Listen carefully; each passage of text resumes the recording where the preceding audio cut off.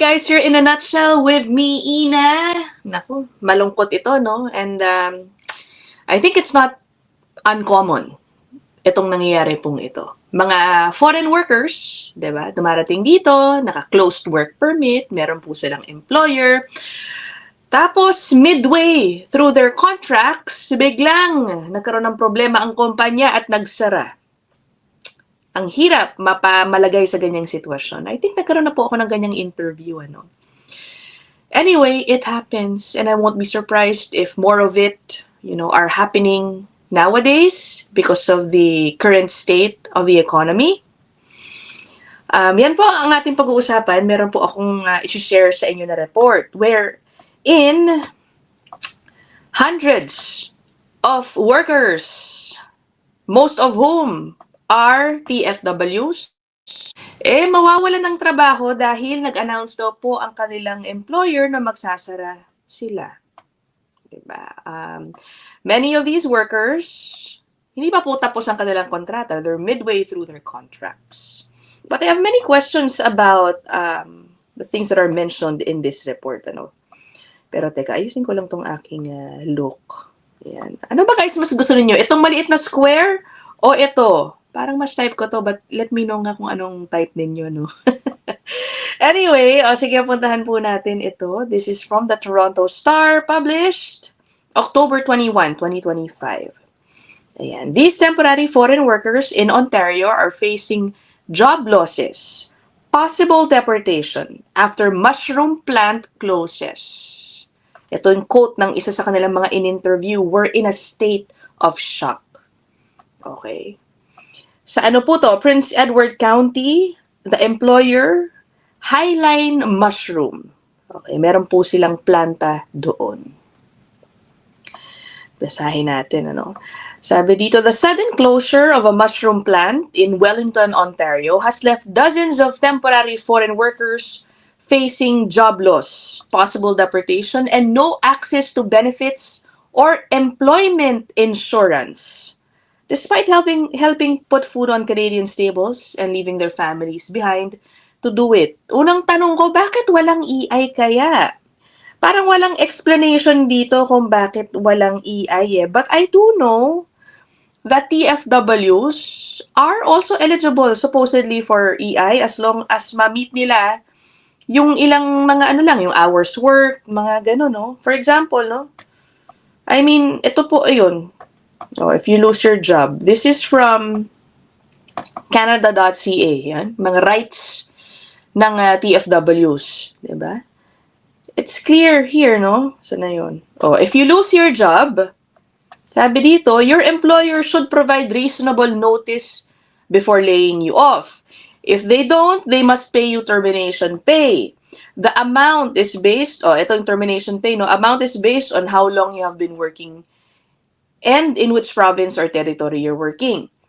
If you lose your job through no fault of your own, which I believe is the case in this story, or if you leave your job because you're being abused, you may qualify to receive employment insurance benefits. Okay. But of course, may criteria po yan, ano? Bakit kaya hindi sila eligible dito? Sabi dito, no access to benefits or employment insurance.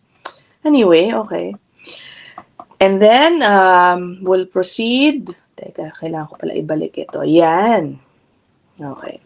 Highline Mushroom announced in September it will shutter its mushroom farm in Wellington, south of Belleville, where advocates estimate some 300 workers are employed. The vast majority came to Canada through the agricultural stream or the temporary foreign worker program. Agri pa man din, ano? May mga path yan eh. For agri workers, may PR path. I'm sure, laking panghihinayang, no? Problemado talaga itong mga TFW na ito ngayon. All employees are set to be terminated by December 12. The company did not respond to several attempts by the Star to confirm the number of TFWs it employs. Ito po ang dahilan daw ng kumpanya kung bakit sila magsasara, no?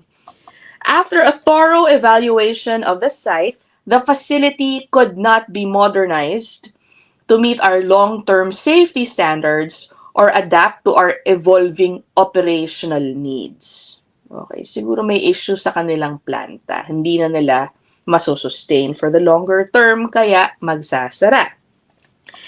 According to one migrant worker na in-interview dito, no, siya daw halimbawa, ang kontrata niya dapat mag-e-end pa late next spring. Sabi niya, we're in a state of shock. We have no idea what we're going to do. And then this worker started talking about parang abuses happening in their workplace. Diba? Ito naman talagang si employer, ano? Sabi dito, they often endure working 15-hour days without getting overtime pay. Okay? Hindi raw sila makapagsumbong, fearing reprisal, baka balikan sila ng kanilang amo. Okay. Tinanong ng Toronto Star, yung highline tungkol dito, ang sabi, all employees are treated fairly, compensated appropriately, and supported with respect. Yan. According daw, doon sa na-interview nila, dahil nga sila ay naka-closed work permit, sabi niya, we can't find another job. Once it expires, I have to go home. At ayaw daw niya maging illegal in the country. Okay. Well, I think meron silang option eh, no? I mean, guys, I am not an authorized immigration representative. Please consult an authorized immigration professional if isa po kayo dito sa mga apektado dito. Pero sa pagkakaalam ko, I think they do have options. Maybe they can still apply for a vulnerable open work permit. Lalo na meron silang sinasabi kasing pang-aabusong nangyari. Or, medyo mahirap ito, siguro makahanap sila ng ibang employer na may lamiya. I don't know. I think there is an existing policy wherein kahit naka-closed work permit, basta ang iyong lilipatan na employer ay still within the same industry, parang po pwede. Baka payagan po. Again, please double check what I am saying. These are just based on my previous interviews with ay mga immigration consultant and lawyers na madalas po nating nakakasama dito sa channel, no? Pero meron akong i-share sa inyo na nakakainis. Ito, sige. Ang haba ng article, pero dito lang muna tayo. So, may termination package daw, no? Si employer. By the way, sige, bago ko puntahan yung termination package, ano ba ito? Sabi daw ng migrant worker na in-interview, sinabihan daw sila na kanilang employer, pwede sila mag-apply sa may 50 positions sa ibang planta ng kumpanya located in different parts of Ontario. Pero, hindi naman sila tinutulungan makuha yun. Sabi, but was providing nothing to help workers find alternate employment or extend their work permits. Usually, no, in some companies, lalo na yung mga unionized, tapos halimbawa merong ma-layoff in one location, pina-prioritize po sila, no, nung kumpanya, mailipat sa ibang location at the very least. I hope, di ba? Gawin naman nila dito. Meron man pala silang ibang locations, no, pero mukhang hinahayaan lang nila yung kanilang mga employers. So, sige, mag-apply kayo din sa ibang planta. Wala silang internal process, kumbaga, for it. Okay? O, ito na yung termination package. Ito yung medyo, ano ba itong si employer naman?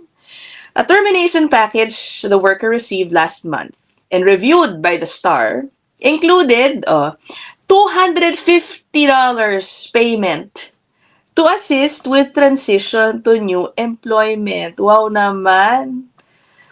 250 to assist with transition to new employment. Ano yun? Ito pa. Ito ang nakakainis. Itong $250 is contingent on, kailangan daw mag-agree, ibig sabihin, yung tatanggap na worker dito, na merong non-disparagement clause. Ibig sabihin, ang worker will agree not to make, not to disseminate, or publish any statement critical of the company. Yan. Bawal kayo mag-post in short sa social media ninyo na tungkol sa pinagdaanan ninyo sa aming kumpanya. Diba? Ano ba yan? Or otherwise, speak negatively about or disparage or demean the reputation of the company. Parang may tinatago talaga sila, no? Bakit sila maglalagay ng ganyang clause? Nakakaloka. Anyway, sabi pa dito, the termination package also said that due to operational requirements, the company may need to reduce certain positions prior to December 12. Meron pang mas maagang kailangan ma-layoff. Okay. Tinanong daw nung Toronto Star yung highline tungkol dun sa $250 na merong contingent doon sa dapat wag magsalita against the company. Dinideny nila, ang sabi ng spokesperson, at no point have we made or offered payments or arrangements to prevent employees from speaking freely. So ano ba talaga? Ano kaya nangyayari dito? Sino ba nagsasabi ng totoo?